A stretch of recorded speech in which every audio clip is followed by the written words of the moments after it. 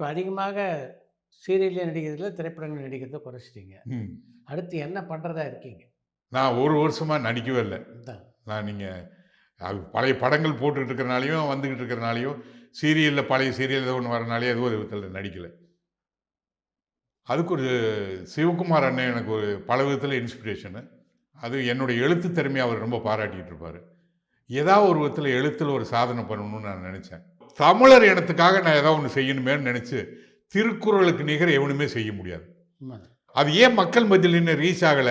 அது ரீச் ஆகுற மாரி ஏன் நம்ம பண்ணக்கூடாதுன்னு நான் நெனைக்கிறப்போ, அப்புறம் யோசிச்சேன். நான் அத பத்தி ஏதாவது ஒரு வரலாற்று அத பண்ணணும் அப்டின்ட்டு. சிவகுமார் அண்ணனும் அத பண்ணாரு. நான் ஈரோட்ல வெளியிட்டப்ப கூட கூப்பிட்டுருந்தாரு போனோம்.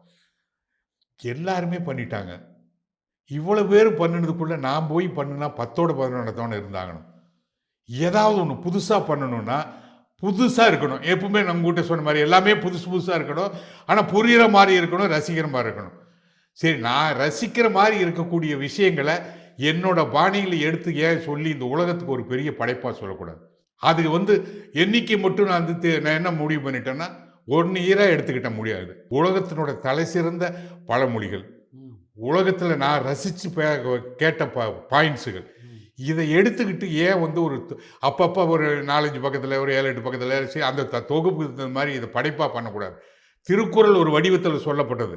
அதே மாரி 1330 எண்ணிக்கையில குடுக்கணும்னு முடிவு பண்ணி, அருமை. இப்ப 61 வரைக்கும் நான் எழுதிட்டேன். 1 வருஷம் எடுத்துக்கிட்டேன். நான் இத யாருகிட்ட சொல்றது?